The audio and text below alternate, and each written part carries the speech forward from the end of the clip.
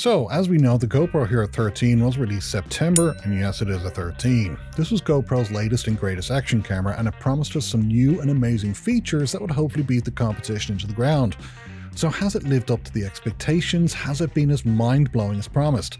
Well, in this video, we're going to be looking at my final thoughts on the GoPro Hero 13 after using it for about 2 months. We'll see what I love about this camera and what I don't. So sit back, relax, and enjoy. This is DemonView.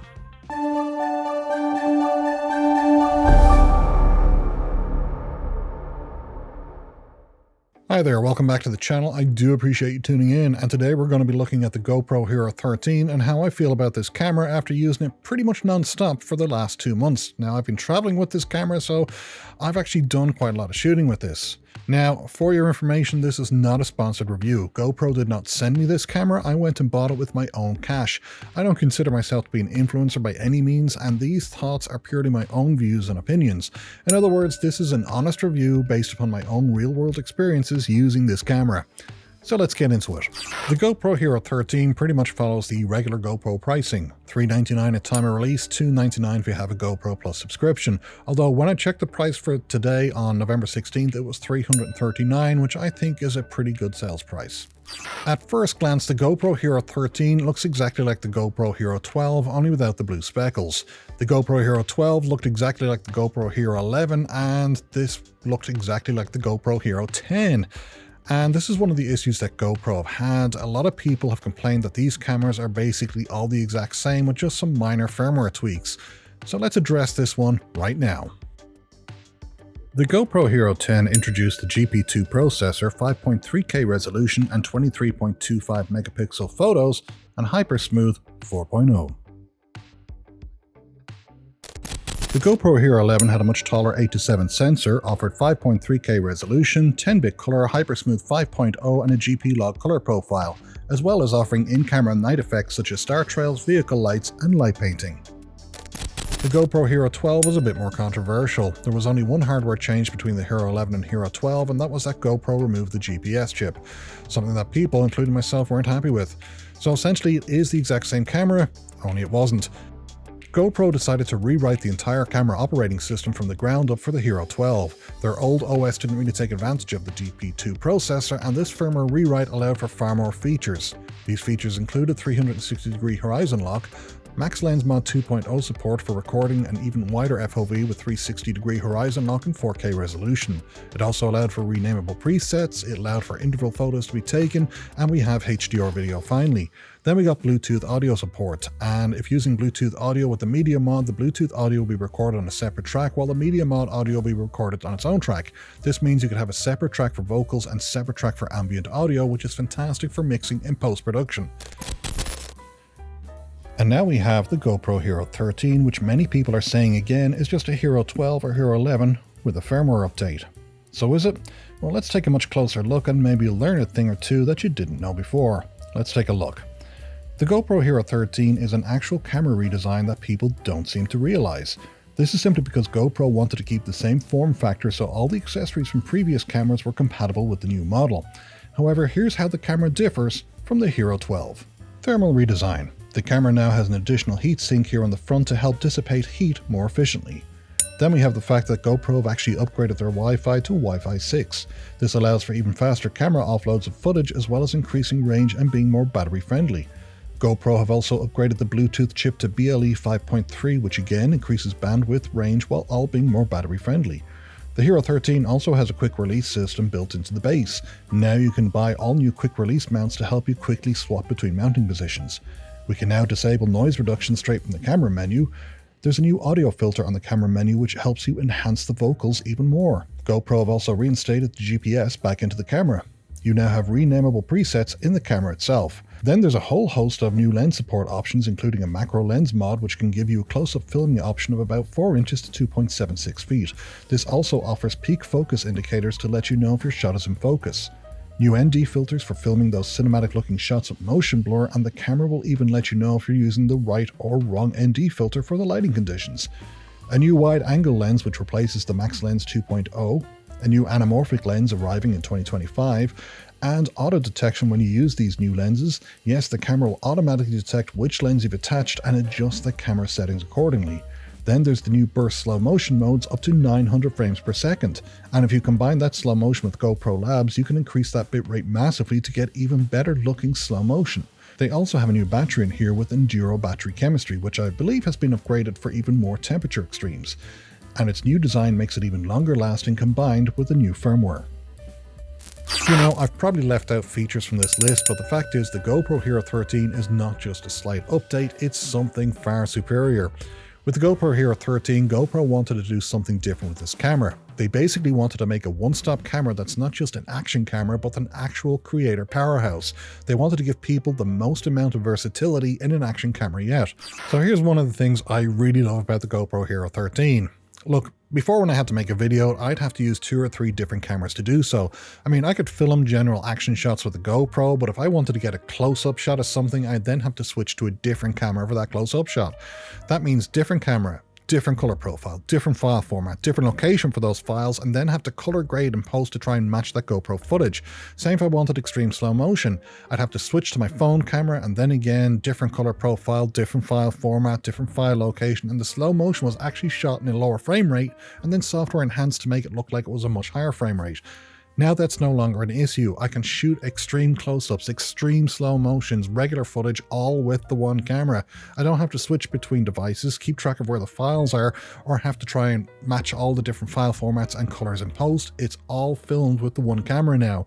This doesn't just help speed up the editing process, it now speeds up the video production process massively as I'm just using the one camera. The other thing I find myself really liking is the auto lens detection. I mean, there's been a lot of people who have put on a max lens mod on their camera or taken it off and forgotten to adjust their camera settings. Now they have footage that looks like it was shot from a fishbowl, and for it to be usable, they have to figure out how to use advanced video editors to try and de-warp that lens, crop into that footage to remove the unusable part, and it can be a pain. With the automatic lens detection, not a problem. I can put a lens on this camera right here, the camera knows it's attached, it sets the camera up to use that lens, and then when I remove it, the camera detects it's been removed, sets the camera up properly again, all by itself, and I love this. Then there's the ND filters. I mean, using ND filters does require a bit of skill. You have to be able to judge the lighting conditions, try and estimate which filter to use for those lighting conditions, and then hopefully you don't mess things up. Now, even I've messed this up. One time I was at the coast, I wanted to get some nice motion blur on my footage, make it look nice and cinematic, put an ND filter on, it looked good, got home, and everything was overexposed. Why? Because when I was setting up the camera, I was wearing a pair of sunglasses and everything looked darker than it really was, so I thought the footage was properly exposed, and it wasn't. However, the GoPro Hero 13 and the new ND filters, this is no longer a problem. The camera will detect which ND filter you've attached, examine the lighting, and then suggest whether you should be using a darker or a lighter ND filter, and it tells you right on the camera. No more accidentally overexposed or underexposed footage. This now means that anyone, regardless of experience level, can get one step closer to having the ultimate smooth cinematic looking footage by having the proper amount of motion blur and proper exposure on their footage. And this is a fantastic feature, and it's something I really do like about this GoPro camera. I mean, GoPro are just knocking it out of the park, making their cameras easier and more user-friendly while producing a fantastic image. I don't know of any other camera manufacturer even coming close to this level of consumer support. So yeah, the GoPro Hero 13 does have a lot of features which are just fantastic. And I'll be truthful, I'm using this camera as my daily shooter, as well as trying to make out like complete video content with it.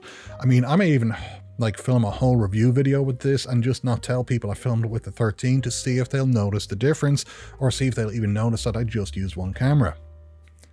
So, what do I not like about the Hero 13? Well, there are a few things. Once again, GoPro doesn't have a low light mode. Now, this is an area where the competition have been kicking their ass. Sorry, it's true. Now here's the thing, you can get great low light footage from a GoPro, but that means having to disable the noise reduction, flatten the image as much as possible, increase the bit rate, lock your shutter speed and ISO, then run your footage through denoising software in post, such as Neat Video. And GoPro need to have a low light mode for the Hero 13. They don't, so I'm really hoping it's something they introduce with the Hero 14. Otherwise, yeah, I can't see people sticking with this. So GoPro, if you're listening, please introduce a low light mode. You know it's needed. Then number 2, other cameras do have few better tricks up their sleeves. For instance, this GoPro allows you to film in 9:16 mode, and that's great for immediate Instagram or TikTok uploads. However, one of the issues with this is if you don't have someone moving your camera for you and tracking you, you can easily kind of just wander out of frame. Other cameras automatically keep you in frame and make sure you are centered when filming in 9:16. The GoPro camera nor the app will allow you to do this. If I want to make a YouTube short or film in 9:16, usually I have to film the footage and then upload it to my PC here, and then kind of using keyframes have to make sure I remain centered. Like I said, other cameras are doing that in camera or in their app, and I think that's something that GoPro really do need to look at. And then number 3, and I do feel like a putz for complaining about this one, but the thing is, this camera is selling really well, which means some of the accessories that I really want, such as the Contacto door, are sold out. I mean, I actually want about 2 or 3 of those to use with my other GoPros, and they just aren't in stock. Then there's the anamorphic lens, something I really want, and it's not available until 2025. So on one hand, yes, I will have to wait and I will purchase them when they're available, but on the other hand, I kind of want them now. And then there's the camera's reputation. Now this really isn't a complaint about the camera itself, but I do help out in a lot of the support forums. I try to help people with their camera questions and any camera issues they have. And the one thing that's really frustrating for me to see is people saying again and again, oh no, the GoPro Hero 13, it's just a Hero 11 with a firmware upgrade, or it's a Hero 12 with a firmware upgrade. Get the Hero 11, it's the same camera. It's not. It's different in both OS and hardware. People just don't seem to get that, and I really think GoPro should have done more to highlight this, even if it's just to save me some time on the support forum. So GoPro, let people know this is a different camera. Now, I will admit, a lot of people have complained that the resolution of the 5.3K has been the exact same since the Hero 11, even when the competition is now offering 8K video. However, I've seen that 8K footage, and honestly, the quality to me just isn't there. Also, how many people are currently using 8K TVs in their house, powerhouse PCs capable of editing 8K footage, and what about editing footage like that on a phone? Heck, even YouTube only supports 4K footage. And whereas people say, yes, well, 8K will allow me to zoom and crop much better than 4K or 5.3K, that would be true if the 8K footage actually looked good. But once you start cropping in, for some reason it doesn't. I mean, to me, it looks like the 8K uses some sort of software enhancement, or it's been filmed with like a 4K sensor and being upmixed to 8K. For me, the 5.3K image you get from a GoPro camera is just far superior in quality, and it looks better before and after you edit. Well, depending on how good your editing skills are. So, do I recommend this camera? Well, yeah, if you're a professional videographer, you know exactly what this camera is capable of and why other professionals are still using GoPros compared to the competition. They know what they can get out of it. However, if you're a beginner or buying this for a beginner, then the fact is this camera with its auto lens detection, suggested ND filter use, renamable presets, and, well, frankly, its image quality, this is going to be great help even to amateurs to get the very best image quality possible. As for me, I'm going to keep filming on the GoPro Hero 13, I'm going to keep entering the GoPro Awards, and when that anamorphic lens arrives next year, I can't wait to try that out and review it for you. So folks, I hope you found this video helpful. I hope I highlighted why I think the GoPro Hero 13 is the camera to buy this Christmas. So on that note, if you have any questions about the GoPro Hero 13, leave them down below. I will try and get them answered for you. And in the meantime, it's time for me to start playing about my laser engraver again. So thank you for watching, and I'll catch you in the next video. Cheerio.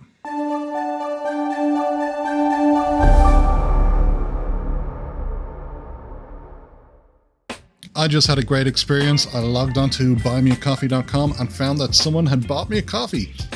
Admittedly, it was my brother. And 10 minutes later, he invoiced me. Point is, if you want to say thank you for making these videos and thank you for helping me troubleshoot issues that I had, well then, hey, use the Buy Me a Coffee link, buy me a coffee to keep me awake and to keep these videos coming. I would really appreciate it.